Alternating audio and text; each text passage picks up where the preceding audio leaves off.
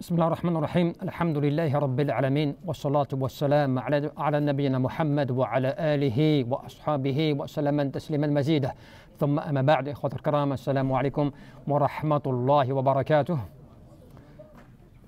Inch'Allah, nous allons aborder aujourd'hui comment est-ce que en fait, le Coran il a certains points précis qu'il vise quant au fait de sa révélation, de ce pourquoi le croyant eh bien, il doit y porter beaucoup de considération.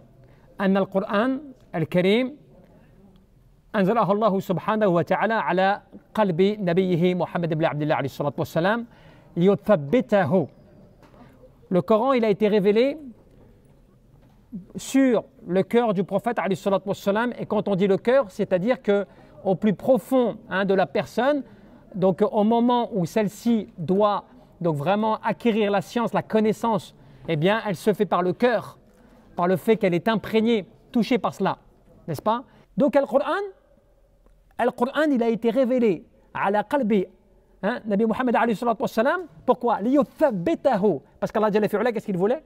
Raffermir les cœurs du prophète alayhi salatu wassalam. Donc la révélation, elle est là pourquoi? Pas que pour le prophète sallallahu alayhi wa sallam, elle est là pour raffermir le cœur du croyant. Le Coran il est là pour te raffermir ta foi et ta conviction et ta certitude. Et que tu vas y trouver bil Coran, eh bien la guidance. Et grâce au Coran, qui est une guidance en lui-même, la personne elle va être guidée. قل من كان عدوا لجبريل فإنه نزله على قلبك بإذن الله مصدقا مصدقا لما بين يديه وهدى وبشرى للمؤمنين. Allah Jalla fi'ala, il te rappelle quoi? Il te dit certes, dis toute personne qui se veut être ennemi de Jibril alayhi salam, Gabriel, eh bien informe-les que certes cela est une révélation donc d'Allah Jalla fi'ala sur ton cœur par la volonté d'Allah en toute vérité. Et certes aussi il guide, il est un moyen de guidance et de bonnes nouvelles pour le croyant. وكذلك قال جل في علا وإنه لتنزل رب العالمين نزل به الروح الأمين على قلبك لتكون من المنذرين. Allah Jalla fi Ula, par ce Coran, il t'informe quoi? Il te dit certes c'est une révélation du Seigneur des mondes qu'il a révélé à travers le biais de Jibril alayhi salam, Ruh al-Amin, l'esprit de vérité sur ton cœur afin que tu sois de ceux qui avertissent. Tu vois? Et aussi, Allah Jalla fi'ala te dit وَقَالَ الَّذِينَ كَفَرُوا لَوْلَا نُزِلَ عَلَيْهِ الْقُرْآنُ جُمْلَةً وَاحِدَةً كَذَلِكَ يُثَّبِتَ بِهِ فُؤَادَكَ وَرَتَّلْنَاهُ تَرْتِيلًا. Allah Jalla fi'ala, il te dit certes ceux qui ne croient pas et qui disent mais pourquoi ce Coran il n'a pas été révélé d'un trait?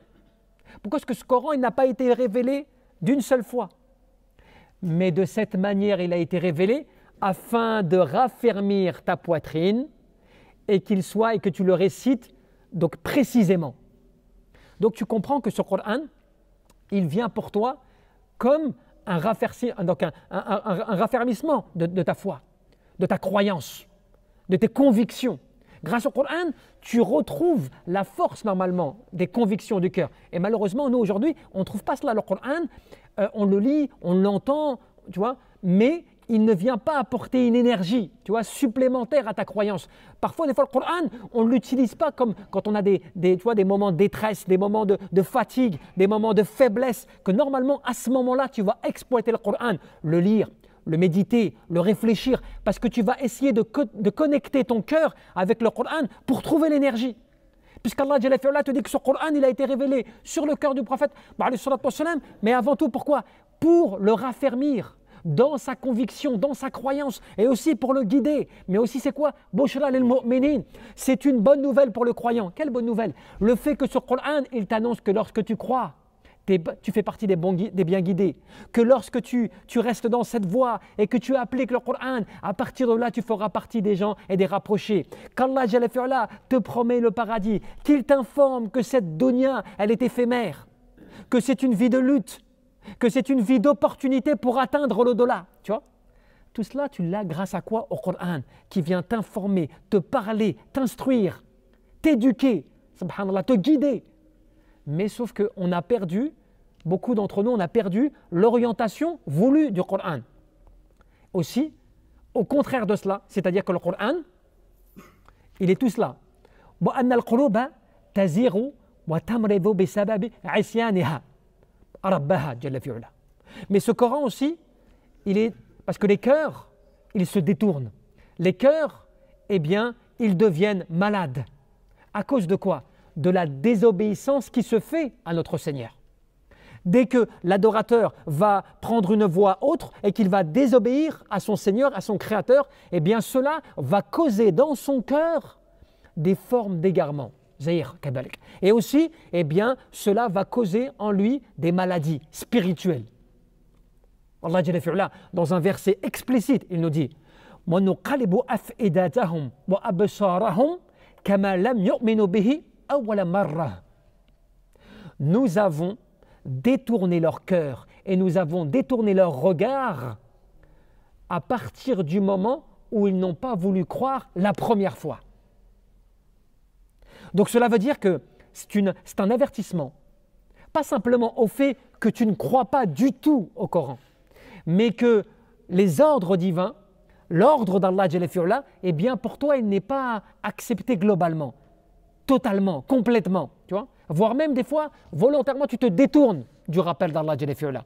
Eh bien cela peut être une cause qu'Allah Jalla fi'ala va détourner le cœur de la personne, va détourner absarahum, son regard. Quel est ce regard? C'est la clairvoyance, al-furqan, le discernement. Des fois tu discutes avec des gens et toi tu me dis, voilà par exemple, je lui ai expliqué, je lui ai parlé, je lui ai montré. Il a grandi avec moi, il sait, il connaît l'islam, il connaît tout cela. Et pourtant, il ne suit pas le droit chemin. Pourtant, il n'accepte pas la droiture. Pourtant, il ne prend aucun conseil. Mais ce n'est pas tes paroles. Ce n'est pas ton bon vouloir de le guider qui va être la solution. Le problème, il se passe en lui-même. Qu'est-ce qu'il pense du Coran? Qu'est-ce qu'il pense de la parole d'Allah Jalla fi'ala? Comment est-ce qu'il est dans son cœur en termes de sincérité vis-à-vis de la foi? Tout cela peut être la cause qu'à un moment, tu parles à quelqu'un, tu as l'impression de parler à un mur. Tu lui montres les choses, tu lui montres les preuves. Pour toi, c'est évident. C'est pour ça qu'il y a des gens, des fois, ils te disent « Mais moi, je ne comprends pas. » Pourtant, c'est clair. Je ne vois pas comment c'est possible de douter, c'est clair. Mais c'est clair pour qui? C'est clair pour toi. Parce que toi, tu acceptes. Toi, tu te soumets. Toi, quand on te rappelle le verset coranique, qu'est-ce qui se passe? Tu crains, tu as peur, tu te remets en cause. Tu commences à culpabiliser. Parce que la foi, elle t'alimente. La foi, elle te met l'énergie nécessaire. Mais celui qui, tu vois, le Coran, ça lui fait aucun effet. Tu le rappelles, pour lui, c'est, tu vois, oui, mais bon, c'est facile à dire. Ouais, mais ça, c'est toi qui le dis. Oh, à l'époque, c'était pas pareil. À l'époque, ils avaient le prophète. Tu vois, ils trouvent des excuses. Mais des excuses pourquoi? Pour désobéir. Des excuses pour ne pas suivre le droit chemin. Eh bien, Allah Jalla fi'ala te dit, parce que ils n'ont pas voulu croire la première fois, eh bien, on a détourné leur cœur et leur regard. Leur cœur de comprendre, d'entendre, leur regard de voir al-furqan bayna al-haqq wal-batil, de discerner entre le vrai et le faux. On leur a détourné le regard sur cela. Donc, tu peux lui montrer la vérité, il ne la voit pas, lui. Hein, tu lui dis, il fait jour, lui il dit non, il fait nuit. Il n'arrive pas à comprendre ce que tu lui dis. Alors Allah Jalla fi'ala te dit, falamma zaru azagha Allah qulubahum. Parce qu'ils se sont détournés. Donc Allah Jalla fi'ala, il t'informe que parce que toi tu as décidé de faire cela, eh bien tu en subis désormais les conséquences d'une certaine manière. Allah Jalla fi'ala te dit, parce qu'ils se sont détournés, Allah a détourné leur cœur. Donc cela veut dire qu'il n'y a pas d'injustice de la part d'Allah Jalla fi'ala. Celui qui ne croit pas, il ne veut pas croire. Celui qui n'accepte pas, il ne veut pas accepter. Allah Jalla fi'ala a mis le fitrah, cet état naturel à adorer Allah. Mais après tu as le choix, l'ikhtiyar kabalik, tu choisis. Tu as la vérité et le faux. Et la personne, avec son nafs, eh bien elle choisit. Et souvent elle aime ce qui contredit la vérité. Elle aime suivre ses passions, elle aime suivre ses désirs.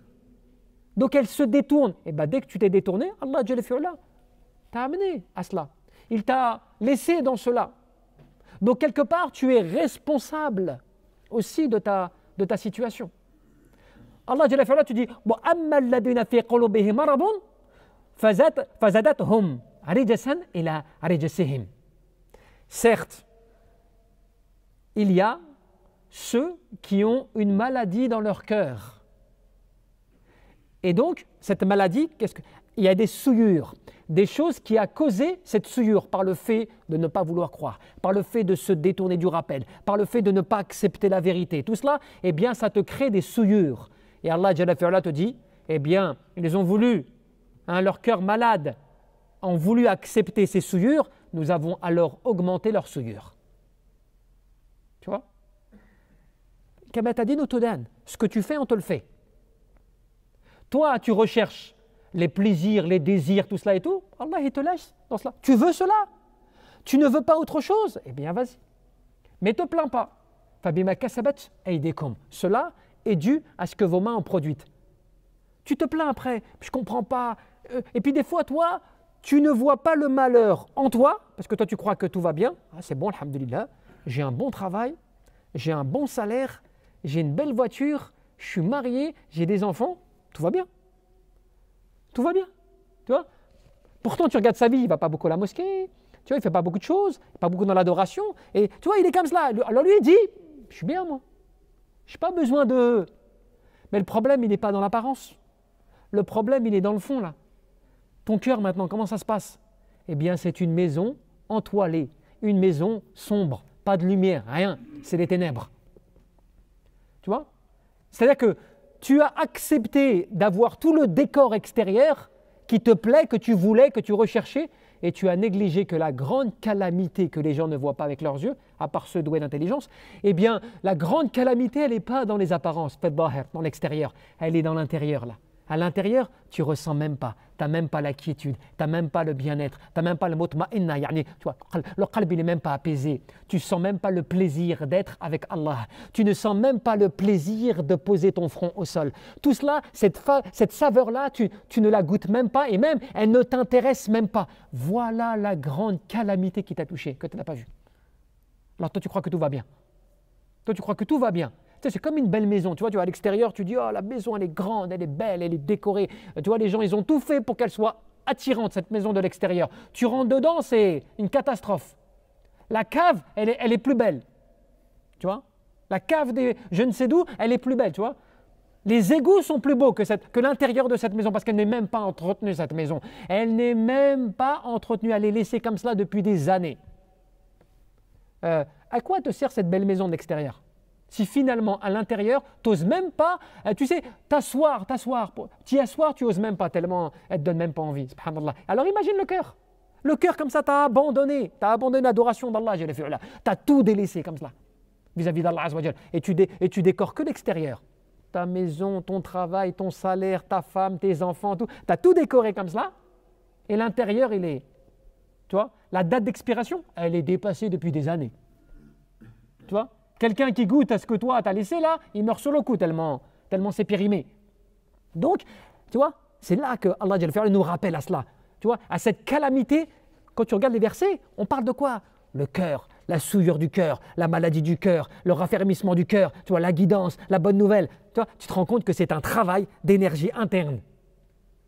Tu vois, Allah Jalla fi'ala ne te dit pas, nous l'avons orné, nous l'avons enrichi de biens, nous lui avons accordé des demeures, nous lui avons offert de la terre. Tu vois? Allah, il te parle de ce qui est le plus important pour la personne au moment de sa vie. Allah Jalla fi'ala te dit, Allah Jalla fi'ala yahulu bayna al-mar'i wa qalbi. Parce qu'Allah Jalla fi'ala, il se place à un endroit que personne ne peut concurrencer, à un endroit que personne ne peut donc faire à sa place. Allah Jalla fi'ala, il se place, écoutez bien, entre l'homme et son cœur. Alors tu peux mettre qui tu veux entre la personne et un obstacle. La personne et ce que tu veux de l'extérieur, pas de problème, tout est possible. Mais de se situer, mais ça c'est, attention, il faut bien comprendre, le fait qu'Allah Jalla fi'ala se place entre l'homme et son cœur, par ses attributs, par ses noms, par sa connaissance, par sa puissance, par tout ce qui est lié aux attributs d'Allah. Allah, il se place entre l'homme et son cœur. Ce qui veut dire que la connexion là, entre l'individu créé et ce qui lui permet de vivre, qui est le cœur, c'est Allah Jalla fi'ala qui le maîtrise. Personne ne peut intervenir. Personne ne peut maîtriser là, cet endroit subtil dont Allah Jalla fi'ala seul détient. وَاعْلَمُوا أَنَّ اللَّهَ يَحُلُّ بَيْنَ الْمَرْءِ وَقَلْبِهِ كما قال جل في علاه. Sachez que certes Allah, il se place entre l'homme et son cœur. Donc c'est Allah qui, comme cela, le déclic. Il croit ou il ne croit pas. Il accepte ou il n'accepte pas. C'est pour ça que cette connexion entre toi, ton cœur, et entre toi, ton nefs, ta personne et ton cœur, c'est quelque chose, c'est une relation qui doit être extrêmement travaillée, purifiée, tu vois, à chaque fois nettoyée.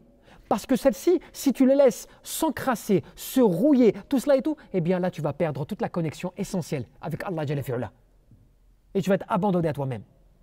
Et c'est comme cela que, pour terminer, ibadallah, on te dit quoi? On te dit que Allah Jalla fi'ala, il nous a interdit. وَقَدْ نَهَى Allah Jalla fi'ala, nabiyahu, alayhi salatu wa salam, il a interdit à son prophète une chose. عن طاعتي من شغل عن الدين. يعني وغفل قلبه عن الله عز وجل وعن ذكره فإن هؤلاء هم المفرطون الخاسرون. Allah Jalla fi'ala a interdit à son prophète, qui est un ordre général, global, total, jusqu'à la fin des temps. Il a interdit que tu sois pris par des préoccupations qui vont être des choses qui vont t'amener à te détourner d'Allah, à oublier Allah, à faire que tu vas, à cause de cela, tu vas négliger le rappel d'Allah, donc l'application de l'obéissance d'Allah et tout cela. Tout cela à cause de quoi? Allah Jalla fi'ala te dit. Parce qu'en agissant comme cela, tu feras partie des insouciants et qui vont être menés à leur perdition. Wa na'udhu billahi min dhalik. Allah Jalla fi'ala te dit وَلَا تُطِعْ مَنْ أَغْفَرْنَا قَلْبَهُ عَنْ ذِكْرِنَا وَاتَّبَعَ هَوَاهُ وَكَانَ أَمْرُهُ فُرُطًا. N'obéis pas. Écoutez bien la leçon coranique. N'obéis pas à celui dont nous avons rendu le cœur insouciant à notre rappel et qui suit ses passions et qui a un comportement outrancier. Là, Allah Jalla fi'ala, il te rappelle une chose qui est fondamentale, qui est vraiment la chose primordiale, c'est-à-dire ta fréquentation, les gens que tu as autour de toi et le temps à qui tu le consacres. Vraiment, ça résume cela. Tu peux, toi, être bien, très bien, mais tu fréquentes quelqu'un qui te fait négliger ton rappel d'Allah, qui te fait être différent de ce que tu devrais faire dans l'obéissance à Allah Azza wa Jal, par le fait que lui, son cœur, il a été rendu négligent. Tout ce qu'on a dit au début là, tu vois, le fait de ne pas accepter ceci, cela, tu vois, le cœur il est détourné, le regard ne voit pas, et ainsi de suite, et toi, tu côtoies ces gens-là, tu fréquentes ces gens-là, eh bien, Allah Jalla fi'ala a donné un ordre à son prophète, n'obéis pas à ce type de personnes. Parce que sinon, tu vas être parmi eux. Et tu as énormément de versets. La tulhikum amwalukum wa la auladukum an dhikrillah. Ne faites pas en sorte que vos biens et vos enfants, cela veut dire aussi vos richesses, quelque part, ce qui vous a été octroyé, que cela ne vous détourne pas du rappel d'Allah. Et Allah, il te donne la conséquence de cela. Car certes, ceux qui agissent de cette manière, voilà ceux qui sont les perdants. Donc, tu comprends pourquoi ce Coran, subhanallah, il vient nous raffermir, il vient nous guider, il vient nous annoncer la bonne nouvelle, les avertissements, tout cela et tout, parce que vraiment, véritablement, tu as toutes les solutions nécessaires à ta vie de tous les jours. Mais sociale, spirituelle, tout, du début à la fin. Sauf qu'il n'est pas appréhendé comme cela, tu vois. Il n'est pas acquis comme cela. Donc, ce qui fait qu'après, ce Coran, tu l'as comme quelque chose que tu as dans ta poche. Tu vois, tu le sors si besoin et tu le ranges si besoin. Et puis des fois, tu peux oublier carrément de le sortir tout court. Alors que normalement, il doit être un mode de vie. Tu vois, tu vis avec le Coran. Tu représentes, si je puis dire, le Coran par tes paroles, ton comportement. Puisque le prophète était comme cela. Il était le Coran vivant, comme le disait son épouse. Allahu a'lam. Tabaraka wa ta'ala. An yarzuqana al-ikhlas fil qalbi wal amal wan niyyah.